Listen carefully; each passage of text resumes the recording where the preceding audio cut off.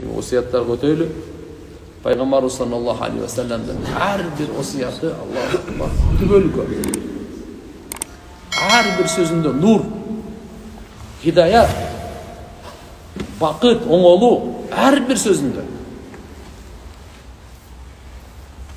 Анас радıyallahu anhu'dan rivayet Peygamber sallallahu aleyhi ve sellem aytti. Salasun man kunna fihi vecede bihinne halavatel iman. Üç ушундай касиет бар, сыпат бар. Кимде ошол үчөө боло турган болсо, имандын даамын сөзсүз тартат ал.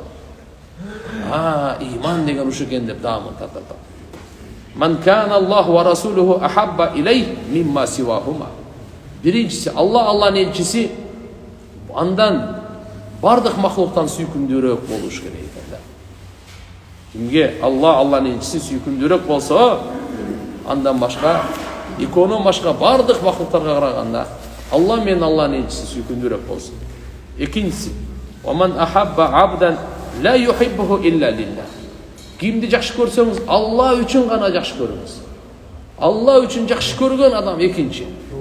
Өзүн ушундай адат кылган атасын дагы, апасын дагы, аялын дагы, баласын дагы, бир тууганын дагы, досун дагы, агайын дагы, инисин дагы жакшы көрөт, жакшы көрсө Алла үчүн жакшы көрөт. Ушул адам имандын даамын тарткандын экинчи касиети. Алла үчүн жакшы көрүү башка. Улут үчүн, уруу үчүн, партия үчүн, дос үчүн, классташ үчүн, ага, ини үчүн эмес, акча, байлык, мансап үчүн эмес. Алла үчүн жакшы көрүү таптыга бөлөк нерсе. وَمَا يَكْرَهُ أَنْ يَعُودَ فِي الْكُفْرِ بَعْدَ أَنْ أَنْقَذَهُ اللَّهُ مِنْهُ كَمَا يَكْرَهُ أَنْ يُخْذَفَ فِي النَّارِ. Жана дозокко ыргытылганды жек көрөсүң да. Кудду ушундай Алла субханаху ва таала аны дозоктун отунан куткаргандан кийин кафырлыкка кайтууну ошондой жек көрөт. Мындай деген мааниси Алла иман бердиби? Эми кафырлыкка баруу ушундай жек көрөт, андай дозоктун отуна ыргытылгандай жек көрөт. Эми ага барбайм деген сөз, куфурлукка барбайм, дозоктун отуна эч ким барбайт ал. Алла субханаху ва таала өзгөчө сактагандан кийин.